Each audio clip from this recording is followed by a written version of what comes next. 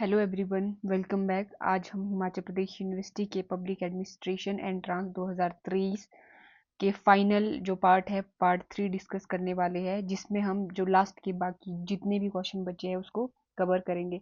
अगर आपने part first और पार्ट सेकंड नहीं देखा है तो उन्हें भी ज़रूर चेक करें, क्योंकि ये पूरी सीरीज़ आपकी प्रिपरेशन के लिए बहुत हेल्पफुल है।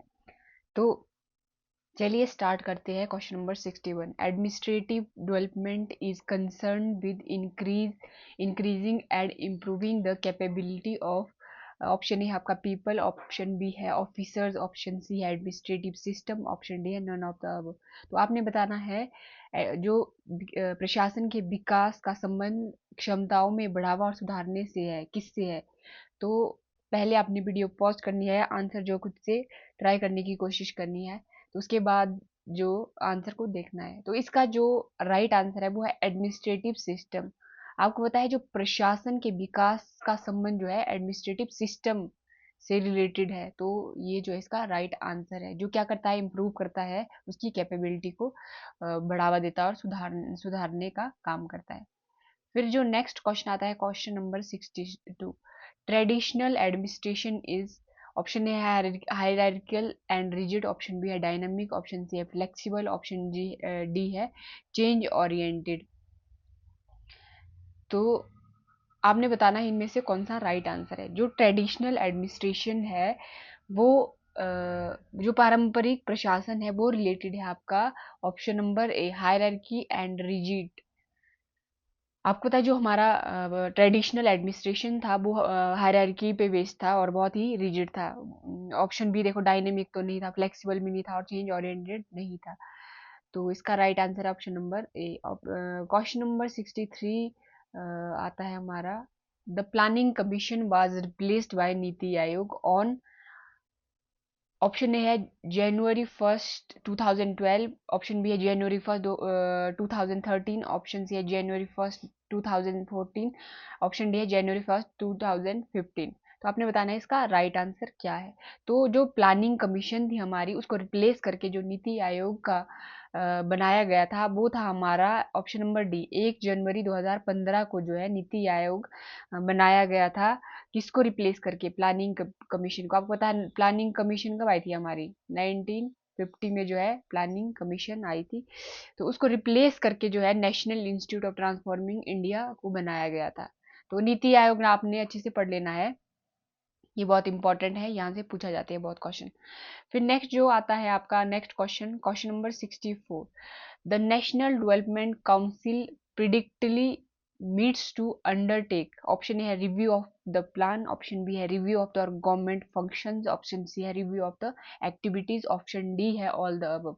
तो आपने बताना है जो नेशनल डेवलपमेंट काउंसिल है हमारी, नेशनल डेवलपमेंट काउंसिल है, ये समय समय पर बैठक करती है किसके लिए, review of the plan, review करती है योजना की समीक्षा के लिए, सरकारी कार्यों की समीक्षा के लिए, गतिविधियों की समीक्षा के लिए, या ऑल द अबव। तो जो नेशनल डेवलपमेंट काउंसिल है इसका राइट आंसर है option number D, all the above जो है ये क्या करती है, समय समय पर जो है बैठती है और इन इन कामों को जो है देखती है। फिर नेक्स्ट जो क्वेश्चन आता है हमारा, question number 65, who is the chairman of Himachal Pradesh state planning board. आपने बताना है चेयरमैन कौन है Himachal Pradesh state planning board का। आपको पता है सेंटर में, हर सेंटर की अब अपनी प्लानिंग बोर्ड होता है, जैसे स्टेट का, जैसे सेंटर में नीति आयोग काम करती है, वैसे ही स्टेट प्लानिंग बोर्ड हर स्टेट में काम करता है। तो इसमें बताना है कि इसका चेयरमैन कौन होता है। ऑप्शन है, यहाँ पे देखो डायरेक्ट नाम पूछा गया है कि कौन है। ऑप्शन है ठाकुर करण सिंह, ऑप्शन बी है Y S Parmar, option C है सुखविंदर सिंह सुक्खू, ऑप्शन सी है जयराम ठाकुर। तो आपने बताना है कि इसका चेयरमैन कौन होता है। सेंटर में आपको पता है नीति आयोग का चेयरमैन कौन कौन होता है, प्रधानमंत्री। तो जो स्टेट की अगर हम बात करें तो यहाँ पे जो हमारे चीफ मिनिस्टर होते हैं वो होते हैं इसके चेयरमैन। तो आपको पता है करंट में जो है हमारे जो सीएम कौन है, चीफ मिनिस्टर कौन है, सुखविंदर सिंह सुक्खू है। तो वो क्या है, चेयरमैन है स्टेट प्लानिंग बोर्ड के हिमाचल प्रदेश में। फिर नेक्स्ट बात करते हैं हम क्वेश्चन नंबर 66, क्वेश्चन नंबर 66 में पूछा गया है पीईओ स्टैंड्स फॉर, इसकी फुल फॉर्म पूछी गई है। तो आपने बताना है ऑप्शन ए है policy evolution organisation, option B है programme evolution organisation, option C है planning evolution organisation, option D है नन ऑफ द अबव। आपने बताना है इसका फुल फॉर्म। तो राइट आंसर जो हमारा ऑप्शन बी है प्रोग्राम एवोल्यूशन ऑर्गेनाइजेशन कहा जाता है पीईओ को, उसकी फुल फॉर्म है। फिर नेक्स्ट क्वेश्चन आता है हमारा question number 67, which 5-year plan envisaged a greater role to the voluntary agency and the NGOs in implementation of development? Option A है थर्ड प्लान, ऑप्शन बी है six plan, option C है seventh plan, option D है eight plan. तो आपने बताना है कि जो पंचवर्षीय योजना है उन्हें स्वैच्छिक संगठनों और गैर सरकारी संगठनों के विकास के कार्यान्वयन में अधिक भूमिका की कल्पना की जाती है। तो जो है इसको जो है इसको किस 5-year प्लान में बताया गया था?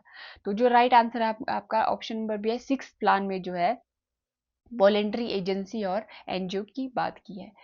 फिर नेक्स्ट क्वेश्चन आता है हमारा question number 68, the concept of self help group. जो हमारा सेल्फ हेल्प ग्रुप है वो कहाँ से ओरिजिनेट हुआ, उसकी उत्पत्ति कहाँ से हुई है? ऑप्शन ए है हमारा जापान से, ऑप्शन बी है यूएसए से, ऑप्शन सी है UK United kingdom, option D है बांग्लादेश। तो सेल्फ हेल्प ग्रुप जो है उसका ओरिजिनेट हुआ है हमारा बांग्लादेश में। तो ये कॉन्सेप्ट आपने ध्यान देना है क्योंकि कई बार जो है डायरेक्ट से जो प्रीवियस ईयर के क्वेश्चन होते हैं वो डायरेक्ट पूछे जाते हैं। तो ये जो है इस पर्पज से भी जो है आपके लिए ये क्वेश्चन पेपर इंपॉर्टेंट है कि रिपीट भी होते हैं बहुत सारे क्वेश्चन। तो आपने ध्यान देना है सेल्फ हेल्प ग्रुप कहाँ पे ओरिजिनेट है, बांग्लादेश में सबसे पहले।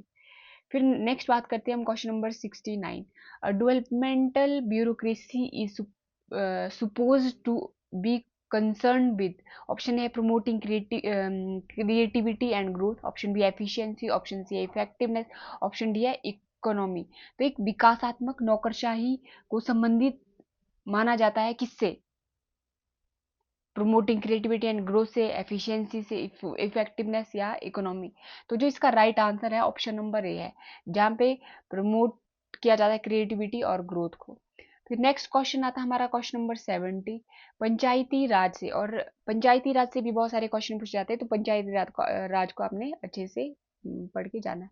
73rd और 74th जो कॉन्स्टिट्यूशन अमेंडमेंट है आपको उसको अच्छे से पढ़ना है आपने। Panchayati Raj help rural people cultivate, option A है डेवलपमेंट साइक, ऑप्शन बी है sense of responsibility, option D है डेवलपमेंटल कंट्रोल, ऑप्शन डी है ऑल द अब। तो आपने बताना है कि जो पंचायती राज ग्रामीण लोगों में विकसित करता है क्या? विकासात्मक के मनोवृत्तियां या sense of responsibility, development control, all the above. तो इसका राइट आंसर है ऑल द अब।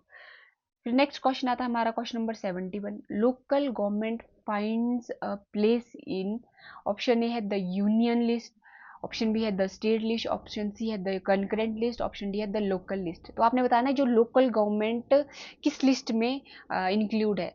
तो जो राइट आंसर आपका ऑप्शन नंबर बी है, स्टेट लिस्ट में जो है लोकल गवर्नमेंट का स्थान है, उसको प्लेस किया गया है स्टेट लिस्ट में। लोकल लिस्ट आपको पता है ये तो बिल्कुल भी नहीं है। 3 लिस्ट आती है हमारी, यूनियन, स्टेट और कंकरेंट लिस्ट। यूनियन में सेंटर जो है उसमें सेंटर क्या करती है, उसमें कानून बनाती है। स्टेट की जो लिस्ट होती है उसमें स्टेट्स आती है। कॉन्करेंट लिस्ट में जैसे यूनियन में आपके जो मेन इंपॉर्टेंट जैसे आपके बैंक्स आ गए, जो फॉरेन जो भी करेंसीज आ गई आपकी, उसके बाद इंपॉर्टेंट एटॉमिक एनर्जीज वगैरह जो यूनियन में इंक्लूड होते हैं। अब स्टेट में क्या आता है, पुलिस लॉ एंड ऑर्डर आ गया आपका स्टेट में, लोकल गवर्नमेंट आ गई, एग्रीकल्चर आ गया। कंकरेंट में क्या आ गया हमारा, एजुकेशन आ गया, फॉरेस्ट आ गया। ये सारे जो लिस्ट जो है इनको आप एक बार जो है रीड कर लेना ताकि जो है आप इनसे रिलेटेड क्वेश्चन कर सको। तो ये क्वेश्चन नंबर 71 था। फिर नेक्स्ट आता question number 72, the community development project was launched on.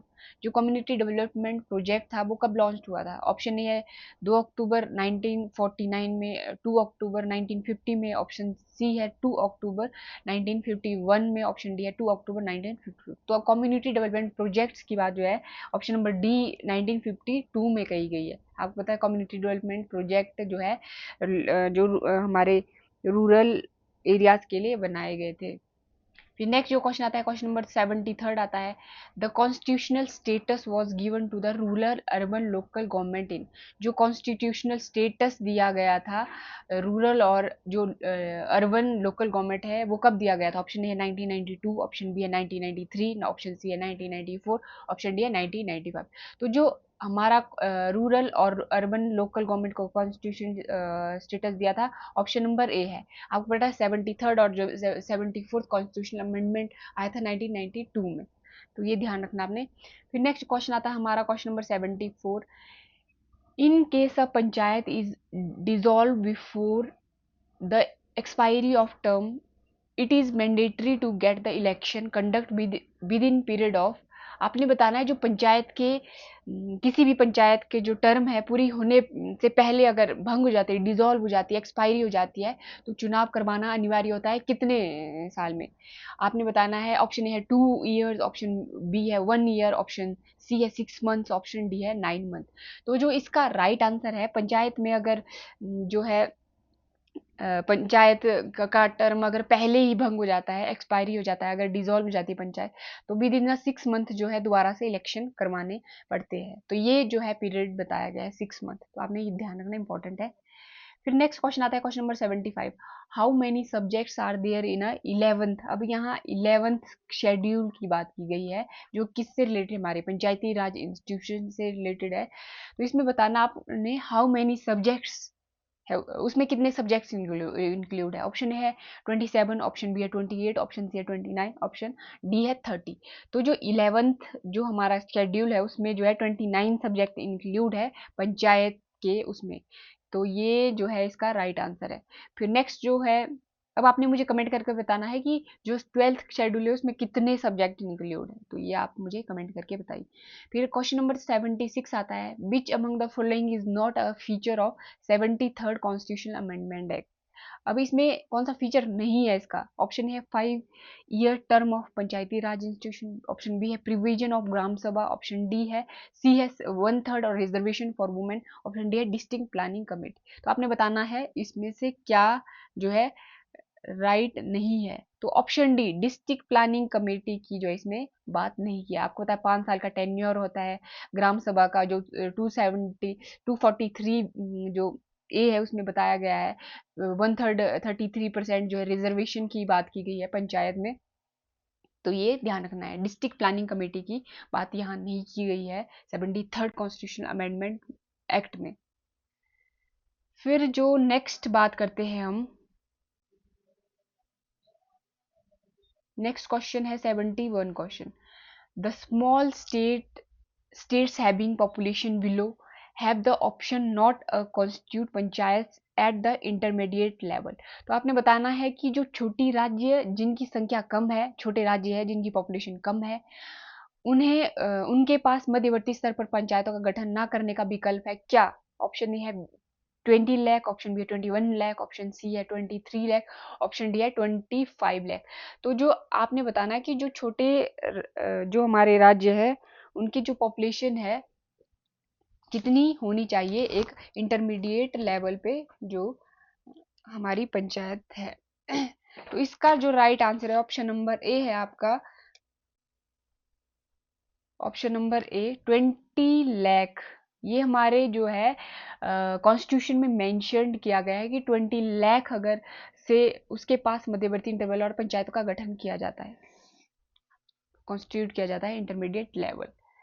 फिर नेक्स्ट जो बात करते हैं हम क्वेश्चन नंबर 78 की, under which article 20th schedule is given 12th। अब यहाँ 12th शेड्यूल की बात की गई है जो किससे रिलेटेड, हमारा म्यूनिसिपैलिटी से रिलेटेड है। तो ऑप्शन है 243Q, ऑप्शन बी है 243W, ऑप्शन सी है 243X, ऑप्शन डी है 243ZD। तो इसका जो राइट आंसर है हमारा 243, ऑप्शन नंबर ए है। क्यू में जो है 12th शेड्यूल की बात की गई है, और जो 243W में जो है 11th शेड्यूल की बात की गई है। फिर नेक्स्ट जो क्वेश्चन आता है हमारा, the 74th constitutional amendment act provide for of urban local bodies. आपने बताना है ऑप्शन ए है 4 कैटेगरी, ऑप्शन सी है 2 कैटेगरी, ऑप्शन बी सी है 3 कैटेगरी, ऑप्शन डी है 5 कैटेगरी। तो आपने बताना है जो 74th कॉन्स्टिट्यूशन अमेंडमेंट एक्ट है, शहरी जो स्थानीय निकायों को कितने का प्रावधान किया है। तो यहाँ पे जो है 3 कैटेगरी में जो है इसको क्या किया गया है, अर्बन जो लोकल बॉडी है उसको डिवाइड किया गया है। जैसे कि आपको पता है म्युनिसिपल कॉर्पोरेशन आता है, म्युनिसिपल काउंसिल आता है, फिर क्या आता है हमारा नगर पंचायत आता है।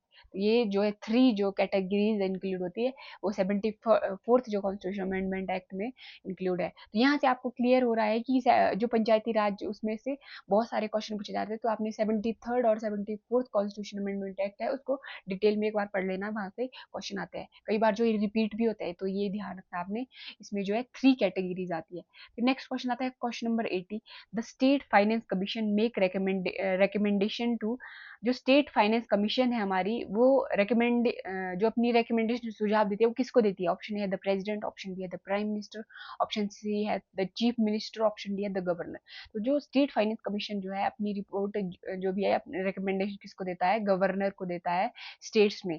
अब जो सेंटर में आपको पता है जो फाइनेंस कमीशन है वो किसको रिपोर्ट देता है, प्रेसिडेंट को देता है फाइनेंस कमीशन जो सेंटर में है।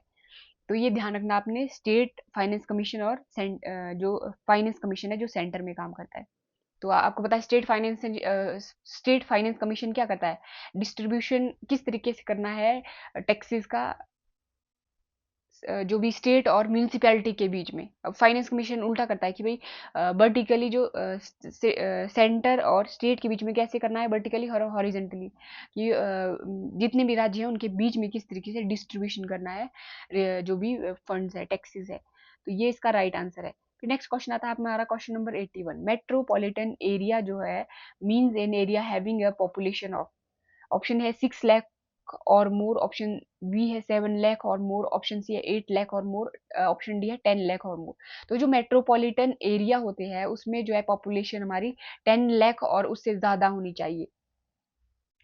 फिर नेक्स्ट क्वेश्चन आता है हमारा क्वेश्चन नंबर 82। 82 क्वेश्चन में है कि autonomy of the local government is diminished due to greater dependency of state government for, option है फाइनेंशियल असिस्टेंस, ऑप्शन बी है डायरेक्शन, ऑप्शन सी है गाइडेंस, ऑप्शन डी है नन ऑफ द अबव। तो आपने बताना है जो लोकल जो निकाय है उनको जो ऑटोनॉमी दी जाती है उनकी जो ऑटोनॉमी कम होती है वो मतलब किसके लिए राज्य सरकार पर अधिक आश्रित है। आपको पता है फाइनेंशियल असिस्टेंस जो है इसका राइट आंसर है।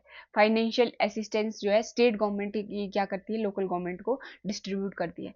फिर नेक्स्ट क्वेश्चन आता है हमारा question number 83। The local bodies do not have adequate to meet the growing need of the people, option है फंक्शनरीज, ऑप्शन बी है फाइनेंशियल रिसोर्सेज, ऑप्शन सी है पावर, ऑप्शन डी है autonomy. तो आपने बताना है जो लोकल बॉडीज है उनके पास लोगों की बढ़ती जरूरतों को पूरा करने के लिए पर्याप्त खालिस्तान नहीं होते, मतलब इस रिक्त जो ये स्पेस है तो उसमें क्या आएगा, नहीं होते। फाइनेंशियल रिसोर्सेज, आपको पता है कि फाइनेंशियल रिसोर्सेज अगर नहीं होते तो जो लोगों की ज़रूरतें हैं उनको पूरा करने के लिए जो है बहुत ज़रूरी है। तो फाइनेंशियल रिसोर्सेज होना बहुत ज़रूरी है। फिर उसके बाद आता है question number 84। Administrative control over the local bodies is exercised by, option है the union government, option B है the local auditors, option C है द कैग, ऑप्शन डी है द स्टेट। आपको पता है जो एडमिनिस्ट्रेटिव कंट्रोल किया जाता है लोकल बॉडीज में वो स्टेट गवर्नमेंट करती है, क्योंकि जो लोकल गवर्नमेंट है वो किस लिस्ट में आता है, स्टेट लिस्ट में आता है। तो ये आप रिलेट करके जो है आंसर दे सकते थे, फिर ये इंपॉर्टेंट है। फिर नेक्स्ट क्वेश्चन आता है question number 85। The account of the municipal bodies are audited by, जो म्यूनिसिपल बॉडीज है हमारी उनका जो अकाउंट है उसको ऑडिट कौन करता है। ऑप्शन ए है फाइनेंस ऑफिसर, ऑप्शन बी है अकाउंट्स ऑफिसर, ऑप्शन सी है examiner local fund accounts, option D है ऑडिटर। तो इसका right answer option number D auditor. जो हमारा कैग है वो क्या करता है, म्यूनिसिपल बॉडीज को ऑडिट करता है, चेक करता है कि कितना पैसा कहाँ खर्च किया गया। ऑडिट का मतलब ऐसा है कि भाई अगर कोई गवर्नमेंट अगर कोई पैसा खर्च करने के लिए भेज रही है, तो उसका मिसयूज तो नहीं हो रहा है, सही तरीके से प्रॉपर यूज हो रहा है या नहीं। तो ऑडिट करने का काम जो है कौन करता है, कैग करता है, ऑडिटर करता है। और क्वेश्चन नंबर 86 आता है, which are the component of public finance. आपने बताना है कि कौन से कंपोनेंट है पब्लिक फाइनेंस के। ऑप्शन है पब्लिक बजट, ऑप्शन बी है पब्लिक रेवेन्यू, ऑप्शन सी है पब्लिक एक्सपेंडिचर, ऑप्शन डी है ऑल द अबव। तो इसका जो राइट आंसर है वो हमारा ऑप्शन नंबर डी है, ऑल द अबव। आपको पता है बजट, पब्लिक बजट भी आता है, रेवेन्यू की भाई हम कितना कलेक्ट कर रहे हैं, एक्सपेंडिचर कितना कहाँ खर्च किया जा रहा है, तो ये जो है सभी इंक्लूड होते हैं, कंपोनेंट है पब्लिक फाइनेंस पे। फिर नेक्स्ट क्वेश्चन आता है question number 87, financial administration is expected to meet dynamic need of plan development and. Option A है इकोनॉमिक चेंज, ऑप्शन बी है सोशल चेंज, ऑप्शन सी है पॉलिटिकल चेंज, ऑप्शन डी है none of the above. तो जो विकास प्रशासन से योजनाबद्ध विकास की गतिशील जरूरतों तथा किसको पूरा करने की आशा की जाती है। तो आपको पता है इकोनॉमिक चेंजेस को पूरा करने की आशा की जाती है इसमें। तो राइट आंसर आपका ऑप्शन नंबर ए है। फिर नेक्स्ट क्वेश्चन आता है हमारा question number 88, the first commission on centre state relation made. जो फर्स्ट कमीशन है सेंटर रिलेशन मेड के लिए, उसने कितनी रिकमेंडेशन दी थी। तो आपको पता है जो फर्स्ट कमीशन आई थी सेंटर और स्टेट में, वो आई थी सरकारिया कमीशन। कमीशन आया था हमारा 1983 में, जो है सरकारी कमीशन आया था। उन्होंने रेकमेंड, जिसने क्या बताया था, सेंटर और स्टेट के रिलेशन में कुछ रिकमेंडेशंस दी थी। तो कितनी रिकमेंडेशन दी थी, ये जो है बता पूछा गया आपका। ऑप्शन नंबर ए है 247 रिकमेंडेशन दी थी, ऑप्शन बी है 248 रिकमेंडेशन, ऑप्शन सी है 249 रिकमेंडेशन, ऑप्शन डी है 250 रिकमेंडेशन। तो इसका जो राइट आंसर है, सरकारिया कमीशन जो है 247 जो है रिकमेंडेशन दी थी सेंटर और स्टेट रिलेशनशिप के ऊपर। तो ये आपने ध्यान रखना है। फिर नेक्स्ट क्वेश्चन आता है question number 89, which is not the source of revenue of state government. आपने बताना है कि इसमें से जो रेवेन्यू है वो सोर्स नहीं है स्टेट गवर्नमेंट का, क्या नहीं है इसमें से। ऑप्शन है tax and vehicle, option B है हाउस टैक्स, ऑप्शन सी है कॉर्पोरेट टैक्स, ऑप्शन डी है टैक्स ऑन इलेक्ट्रिसिटी। तो इसमें से जो राइट आंसर है, जो कॉर्पोरेट टैक्स है वो इसमें इंक्लूड नहीं आता, क्योंकि ये जो है इंपोर्ट और एक्सपोर्ट में लगती है, ये सेंटर के द्वारा जो इसको कलेक्ट किया जाता है, तो रेवेन्यू नहीं है ये स्टेट गवर्नमेंट का। फिर उसके बाद क्वेश्चन नंबर 90 आता है आपका, the two basic elements of the any budget are. जो बेसिक एलिमेंट है दो, वो कौन कौन से है बजट के। ऑप्शन है accounts and audit, option B है रेवेन्यू एक्सपेंसेस, ऑप्शन डी है डायरेक्ट और इनडायरेक्ट टैक्सेस, ऑप्शन डी है नन ऑफ द। तो आपको पता है हम बजट में ज्यादातर रेवेन्यू और एक्सपेंसेस पढ़ते हैं कि भाई कितना पैसा कहाँ से कलेक्ट करना है और कितना जो हमने खर्च करना है। तो ये इंक्लूड आते हैं जो एलिमेंट्स है बजट के है। क्वेश्चन नंबर 91 क्या आता है हमारा, what are the feature of Indian budget. अब फीचर बताना आपने इंडियन बजट के बारे में। ऑप्शन है rule of lapse, option B है रियलिस्टिक एस्टिमेशन, ऑप्शन सी है departmental basis estimate, option D है ऑल द अबव। तो आपने बताना कि क्या फीचर है इंडियन बजट के। आपको पता है रूल ऑफ लैप्स जो है इसका प्रिंसिपल है इंडियन बजट का, कि क्या भाई जो हमारा एनुअल बेसिस पे हमारा जो है बजट हमारा 112 में जो है मेंशन्ड है, जिसमें एनुअल फाइनेंशियल स्टेटमेंट की बात की गई है। और रूल ऑफ लेफ्ट में क्या होता है कि भाई एक साल के लिए जो भी आपको बजट बताया गया है, अगर आप उसको खर्च नहीं करते तो उसका क्या होगा, वो वापस से हमारी ट्रेजरी में चला जाएगा। तो ये जो कॉन्सेप्ट है रूल ऑफ लेफ्ट का है, मार्च रश्मि जो इसको कहते हैं। तो और ये क्या है, एस्टिमेशन किया जाता है, रियलिस्टिक आकलन किया जाता है कि भाई हाँ कितना एस्टिमेट है, कितना खर्च होगा और कितना कलेक्ट किया, हर डिपार्टमेंटल बेसिस पे होता है। तो सारे जो है करेक्ट है, तो इसका राइट आंसर क्या है हमारा, ऑल द अबव। फिर नेक्स्ट क्वेश्चन आता है हमारा question number 92, the apex apex accounting auditory जो अथॉरिटी है of the central government is क्या है। ऑप्शन है the finance ministry, option B है द कंट्रोलर, ऑप्शन सी है the auditor general, option D है the control general of accounts. तो इसमें जो है कैग के बारे में पूछा गया। तो जो अपेक्स अकाउंटिंग अथॉरिटी हमारी, वो है हमारे राइट ऑप्शन कैग। कैग क्या करता है, अकाउंटिंग और ऑडिटिंग का काम करता है अथॉरिटी सेंट्रल गवर्नमेंट केंद्र में जो है सर्वोच्च लेखांकन प्राधिकारी होता है कैग, हमारा जो कंट्रोलर ऑडिटर जनरल होता है। तो ये राइट आंसर इसका ये।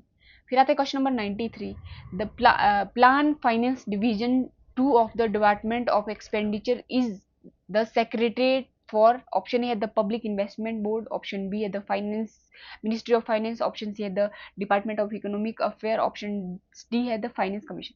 जो बी ए विभाग है, जो डिपार्टमेंट ऑफ एक्सपेंडिचर है का योजना वित्त संभाग 2 सचिवालय है, पब्लिक पीआईबी जो हमारा द पब्लिक इन्वेस्ट बोर्ड है उसका सेक्रेटरीट है। तो इसका right answer option number A. फिर क्वेश्चन नंबर 94 आता है, जो इनडायरेक्ट टैक्स है इंक्लूड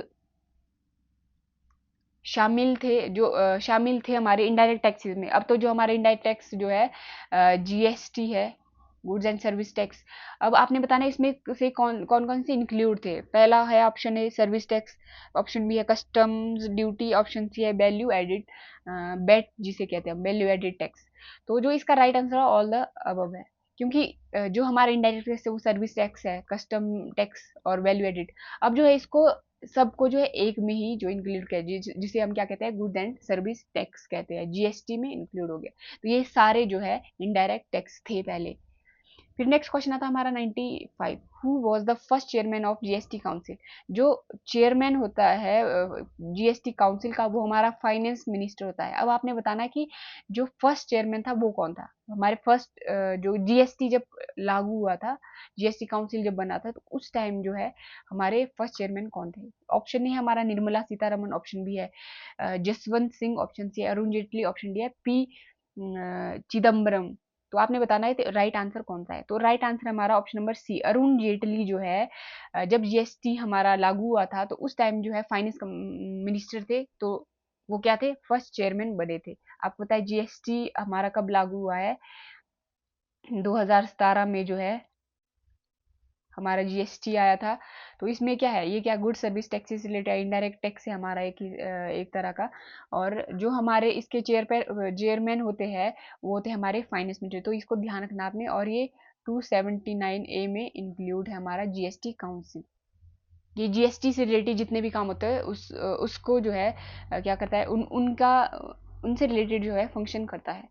तो ये ध्यान रखना है। जो हमारा जीएसटी काउंसिल है उसके हेड कौन होते हैं, फाइनेंस मिनिस्टर होते हैं। और अभी जो करंट में हमारे फाइनेंस मिनिस्टर वो हमारे निर्मला सीतारमण है जो इसके चेयरमैन है।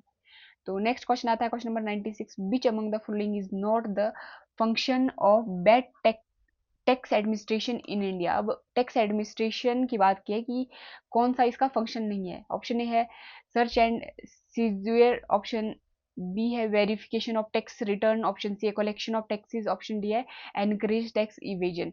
तो जो इसका जो राइट आंसर है हमारा ऑप्शन नंबर डी है। आपको पता है जो टैक्स है उनकी चोरी को प्रोत्साहन तो नहीं करता है टैक्स एडमिनिस्ट्रेशन, तो ये फीचर नहीं है टैक्स एडमिनिस्ट्रेशन का इंडिया में। नेक्स्ट क्वेश्चन आता है हमारा question number 97, the central board of indirect taxes and customs consist of chairman and. जो central board of direct taxes है एंड कस्टम्स है उसमें चेयरमैन और कितने मेंबर्स होते हैं। ऑप्शन ए है हमारा 6 member, option B 7 members, option C है 8 मेंबर, ऑप्शन डी है 10 मेंबर। तो जो इसमें इंक्लूड होते हैं हमारे ऑप्शन नंबर सी जो है इसका राइट आंसर है, 8 मेंबर्स इंक्लूड होते हैं डायरेक्ट। और ये अंडर किसके है, डिपार्टमेंट ऑफ रेवेन्यू के अंडर में काम करता है। फिर नेक्स्ट क्वेश्चन आता है हमारा question number 98, when was the जो हमारा रिजर्व बैंक ऑफ इंडिया है उसको नेशनलाइज कब किया गया था, जो आरबीआई है। ऑप्शन ए हमारा 1 अप्रैल 1935, ऑप्शन बी है 1 अप्रैल 1940, ऑप्शन सी है January 1, 1949, ऑप्शन डी है January 1, 1950। आपको पता है आरबीआई का गठन तो 1935 में हुआ था, पर जो इसका नेशनलाइजेशन किया था हमने वो 1949 में था। तो इसका right answer option number C है, इसको ध्यान रखना। फिर नेक्स्ट आता है 99 question, the estimate committee consist of not more than. जो एस्टिमेट कमेटी है उसमें कितने मेंबर्स उस मतलब कितने मेंबर्स की बात की गई। ऑप्शन ए है 50 मेंबर्स, ऑप्शन बी है 20 मेंबर्स, ऑप्शन सी है 25 मेंबर्स, ऑप्शन डी है 30 मेंबर्स। तो इसका जो राइट आंसर है जो है आंसर है डी, जो इसका 30 मेंबर्स। आपको पता है एस्टिमेट कमेटी में जो है आपको पता है जो लोकसभा में ही ओनली जो है 30 मेंबर इंक्लूड होते हैं। और जो पब्लिक अकाउंट कमेटी आती है हमारी उसमें हमारे जो है 15 जो है हमारे लोकसभा में और 7 जो हमारे राज्यसभा में इंक्लूड होते हैं। तो ये अलग अलग, पर एस्टिमेट कमेटी में सिर्फ 30 मेंबर्स होते हैं ओनली इन लोकसभा। फिर नेक्स्ट क्वेश्चन आता है हमारा question number 100, the report of the controller and auditor general related to the account of the union and submitted to. अब यहाँ कैग के बारे में पूछा गया है कि कैग जो है अपनी रिपोर्ट जो है किसको सबमिट करता है। ऑप्शन ए है द लोकसभा, ऑप्शन बी है द प्रेसिडेंट, ऑप्शन सी है द राज्यसभा, ऑप्शन डी है द प्राइम मिनिस्टर। तो हमने जब कैग के बारे में डिटेल में पढ़ा था, तो आपको पता है कैग हमारे किस आर्टिकल में मेंशन है, 148 से लेके 151। तो 148 में तो अपॉइंटमेंट की बात की, 151 में जो है मेंशन किया गया है कि कैग जो अपनी रिपोर्ट को प्रेसिडेंट को सबमिट करेगा। तो इसका राइट आंसर क्या हमारा ऑप्शन नंबर बी है, प्रेसिडेंट से रिलेटेड है। तो कैग जो है बहुत इंपॉर्टेंट बॉडी है जो क्या करती है, ऑडिटिंग का काम करती है, अकाउंटिंग का काम करती है। तो ये आपने ध्यान रखना है, यहाँ से बहुत क्वेश्चन पूछे जाते हैं। तो ये जो प्रीवियस ईयर क्वेश्चन करने का जो पर्पस था, ये था कि ताकि जो कई बार जो है रिपीट किए जाते हैं क्वेश्चन, और इससे आपको पता लगे कि क्वेश्चन कहाँ से पूछे जा रहे हैं, तो वो कॉन्सेप्ट आप क्लियर कर सको। तो ये भी उसका पर्पस था। और क्वेश्चन को जो है केयरफुली जो है उसको पढ़ना, तो आराम से जो है आप जो है क्वेश्चन अच्छे मार्क्स जो है अटेम्प्ट कर सकते हो। तो ये जो है हमारा पूरा क्वेश्चन पेपर सॉल्व किया हमने। तो अगर आपको जो है वीडियो हेल्पफुल लगी होगी तो इसको लाइक, शेयर और सब्सक्राइब करें, ताकि, और इससे पहले जो पार्ट फर्स्ट और सेकंड ज़रूर देख लीजिए, ताकि आपको एक जो है अच्छे से पता लगे कि वे किस तरीके से पूछा जाता है। तो ये था हमारा आज के जो जितने भी क्वेश्चन बाकी बचे थे। तो नेक्स्ट अगर आप चाहते हो कि हम जो और जो क्वेश्चन जो है आपको चाहिए होंगे, तो आप जो है हमें कमेंट करके जो है बता दें, और नेक्स्ट जो है क्वेश्चन जो हम नेक्स्ट क्लास में कवर करेंगे। Thank you, have a good day.